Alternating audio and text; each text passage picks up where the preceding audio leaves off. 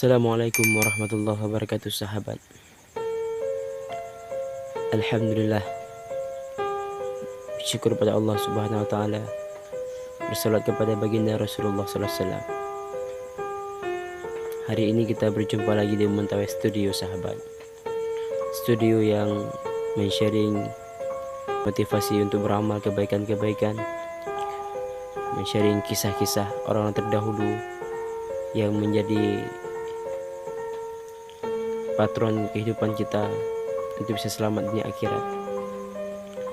Sahabat sekalian, cinta adalah satu anugerah dari Allah Subhanahu wa taala yang tak mungkin kita pungkiri dan kita tahan atas kehadirannya. Setiap makhluk yang bernyawa pasti akan merasakan yang namanya cinta. Namun tergantung daripada kita cara untuk menanggapi ketika kedatangannya itu, wahai sahabat. Begitu juga yang dirasakan oleh Ali bin Abi Thalib radhiyallahu taala anhu, yaitu seorang sahabat Nabi sallallahu alaihi wasallam yang mulia, yang beliau juga seperti manusia kita biasa memiliki juga rasa cinta. Kepada siapa beliau mencintai?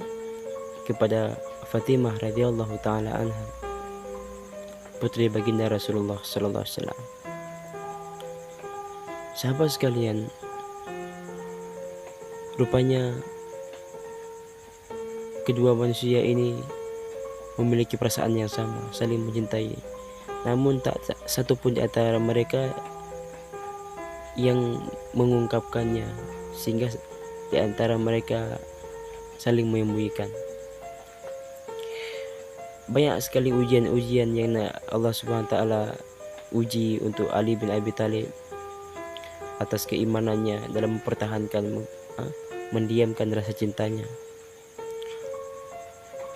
Bahkan satu kisah, pernah sekali Ali bin Abi Thalib ketika pulang daripada peperangan bersama Rasulullah sallallahu alaihi wasallam, Ali bin Abi Thalib melihat kesigapan daripada Fatimah radhiyallahu taala untuk membalut luka yang ada di tubuh baginda Rasulullah SAW.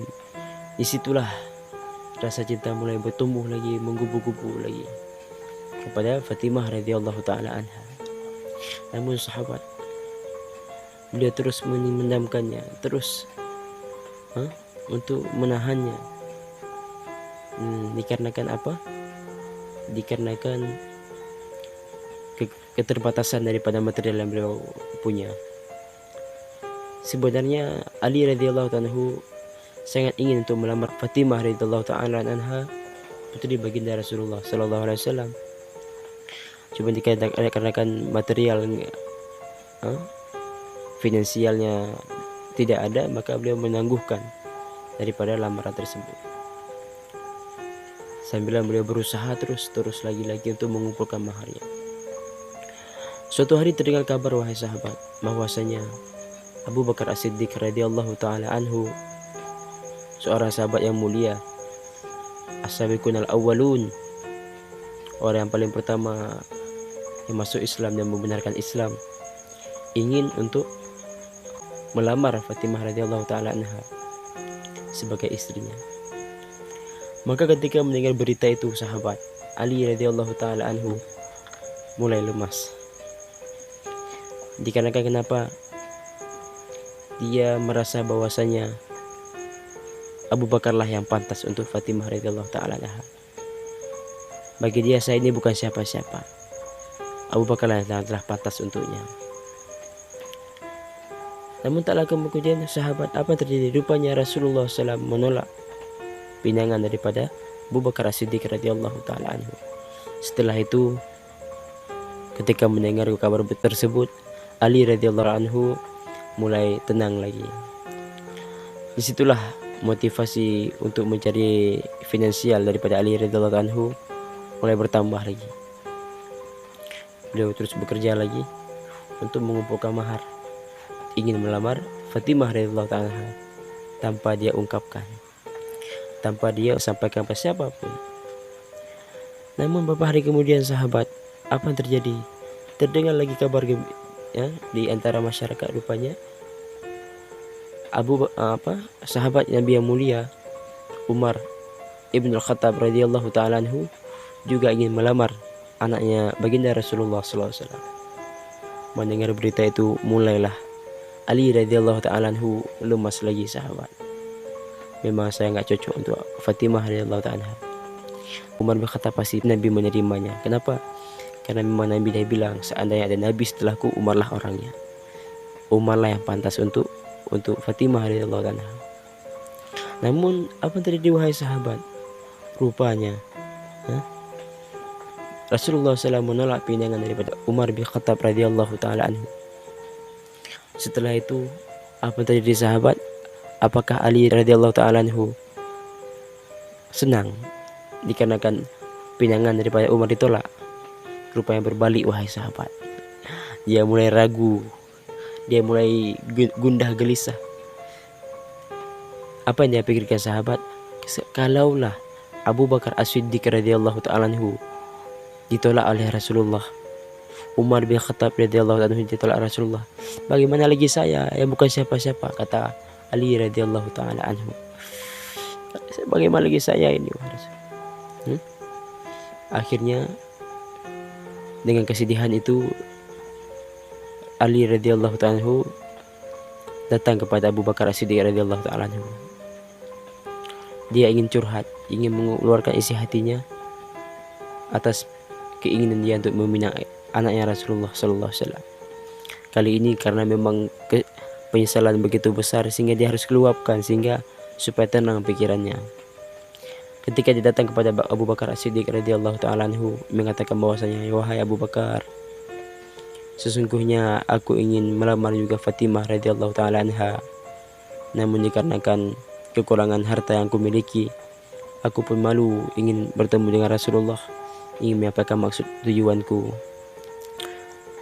Maka kata Abu Bakar, wahai Ali radhiyallahu ta'ala anhu, apakah kamu ragu kepada Allah subhanahu wa ta'ala atas rezeki yang Allah akan berikan untukmu, sedangkan kamu yakin bahwasanya Allah SWT yang memiliki bumi, langit dan isi antara keduanya?